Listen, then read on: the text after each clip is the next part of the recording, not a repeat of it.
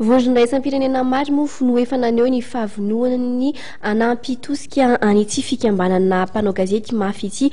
Ny Organisation internationale de la francophonie no voalohany nanome fanohanana ho an'ity fikambanana ity.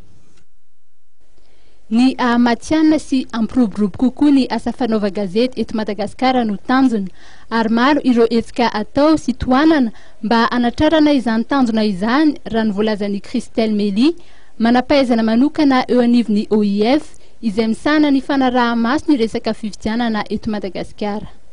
Anisan'ny nanatrika ny lanonana androany koa Andriamatoa Claude Morel izay talen'ny bureau mpifandraisan'ny COI eto Madagasikara. est très heureuse de s'associer à cette initiative en collaboration avec nos collègues de l'OIF. Nous félicitons du choix, nous félicitons de la décision des médias malgaches de se former une association. Mahafaly ny mitondra anjara briky ho fanohanana ny fikambanana mafy ary miarahaba ireo tompon'andraikitra samihafa eo anivon'ny asa fanaova gazety izay mivondrona ho fikambanana izay. Tsy hijanona amin'ny vanim-potoanan'ny fifidianana ihany raha ny voalazan'ity farany ny ezaka tokony ataon'ny mpampalala vaovao mba hanaja ny resaka etika sy déontologie. Tsara izany finiavana izany raha ny voalazan'Andriamatoa Claude Morel satria manome lanja ny asa fanaovan-gazety.